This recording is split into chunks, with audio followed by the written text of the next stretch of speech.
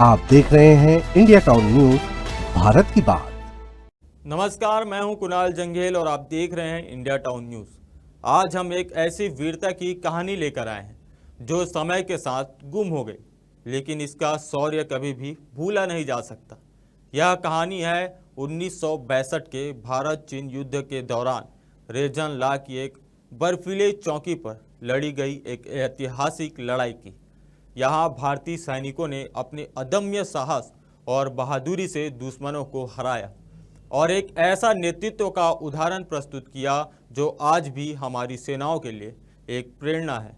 यह है मेजर शैतान सिंह और उनकी कुमाऊं रेजिमेंट के उन 120 वीर जवानों की कहानी, जिन्होंने अपने प्राणों की आहुति देकर देश की सुरक्षा की मिसाल पेश की है। आइए हम आपको ले चलते हैं उस कड़ी सर्द में, जहां भारतीय सैनिकों ने न सिर्फ दुश्मनों से बल्कि प्रकृति की बेरहमी से भी मुकाबला किया।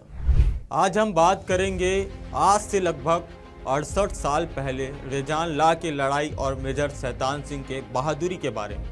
बात है साल 1962 की। चूसो सेक्टर के कुमाऊं रेजिमेंट की 13वीं बटालियन के 120 जवान तैनात थे। चाली कंपनी की कमान मेजर शैतान सिंह के हाथों में थी और सभी जवान 3 पलटनों में अपनी अपनी पोजीशन पर थे। खास बात यह है कि भारत चीन युद्ध के दौरान ये इलाका ऐसा इलाका था जो भारत के कब्जे में था, पर यहाँ काफ़ी तनाव था, पर जवान मुस्तैदी से सीमा के सुरक्षा में खड़े थे। भारी तनाव के बीच हमारे सैनिक न सिर्फ दुश्मन से लड़ रहे थे बल्कि खराब मौसम और ज़रूरी सामानों की कमी से भी लड़ रहे थे। इसी दौरान 18 नवंबर की सुबह करीब 3:30 बजे भारतीय सैनिकों ने चीन की तरफ से रोशनी का कारवा आता देखा। धीरे धीरे रोशनी उनके नज़दीक आती गई और फायरिंग रेंज में आते ही जवानों ने गोलियां चलाना शुरू कर दी। लेकिन कुछ देर बाद दुश्मन जब और नज़दीक आया तो उनकी नापाक चाल का पता चला। दरअसल ये चीनियों की साजिश थी। भारतीय सैनिकों को भरमाने के लिए चीनी टुकड़ी की पहली कतार में याप और घोड़े थे, जिनके गले में लालटेन लटकी हुई। सारी गोलियां उन्हें छलनी कर गई जब चीनी लोगों को एक भी गोली नहीं लगी। दरअसल चीनियों को भारतीय जवानों के पास कम गोला बारूद होने की बात पहले से ही पता थी, इसलिए ये उनकी चाल थी कि भारत के हथियार जल्द से जल्द खत्म कर दिया जाए ताकि आसानी से कब्जा कर सके। भले ही दुश्मनों को भारतीय सेनाओं के हथियारों के बारे में जानकारी थी, लेकिन एक चीज़ जिसके बारे में वो चूक गए वो थी हमारे जवानों का भारत माता पर मर मिटने का जज्बा। वहीं पे पलटन के एक जवान ने संदेश भेजा कि करीब 400 चीनी उनके पोस्ट की तरफ आ रहे हैं। तभी 8वीं पलटन से भी खबर आई कि रीच की तरफ से करीब 800 सैनिक आ रहे हैं।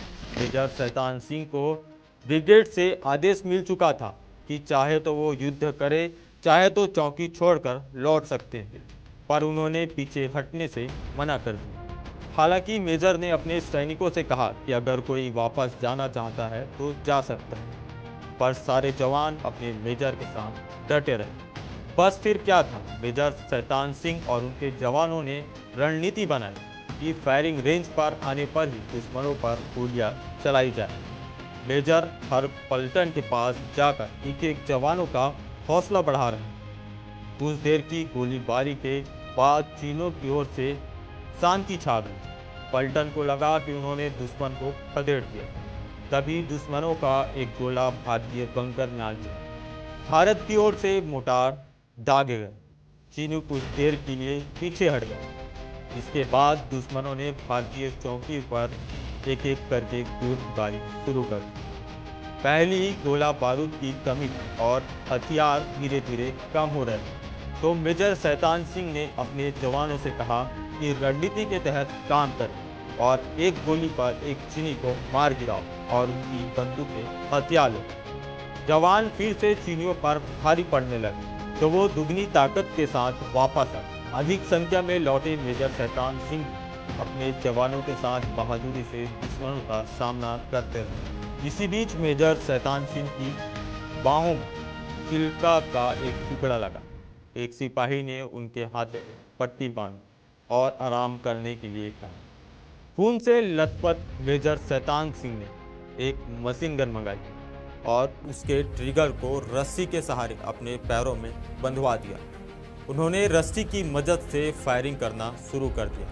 तभी एक गोली मेजर के पेट में आ लगी। उनका खून बहुत ज़्यादा बह गया और बार बार उनकी आंखों के सामने अंधेरा छा रहा था। लेकिन जब तक उनके शरीर में खून का एक भी कतरा था, वो दुश्मनों से लड़ते रहे। भले ही उनकी सांसें टूटती रही, लेकिन उन्होंने हमला करना नहीं छोड़ा। सूबेदार रामचंद्र यादव को नीचे बटालियन के पास जाने को कहा ताकि वो अपनी पोजीशन के बारे में बता सके, पर सूबेदार अपने मेजर को चीनियों की चंगुल में नहीं आना देना चाहते। इसलिए उन्होंने शैतान सिंह को अपने पीठ पर बांधा और बर्फ के नीचे की ओर लुढ़कते चले गए।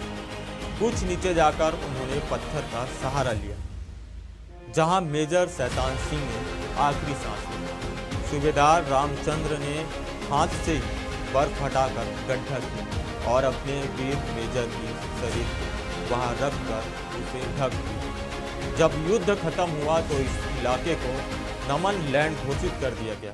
यह वीरता और साहस की कहानी सिर्फ एक युद्ध के मैदान की ही नहीं, बल्कि उस भावनाओं की है जो भारतीय सैनिकों के दिलों में हमेशा जीवित रहती है। मेजर शैतान सिंह और उनके सैनिकों की शहादत न केवल हमारी सेना के लिए बल्कि हर भारतीय नागरिकों के लिए गर्व का विषय है। इस सच्ची वीरता को हम कभी भी नहीं भूल सकते। हमारे शहीदों को नमन और उनके बलिदान हमेशा याद रखा जाएगा। इस संघर्ष और साहस की कहानी के साथ हम अपने खास रिपोर्ट को यही समाप्त करते हैं। आप देखते रहिए इंडिया टाउन न्यूज़ और मुझे दीजिए इजाज़त। नमस्कार। आप देख रहे हैं इंडिया टाउन न्यूज, भारत की बात।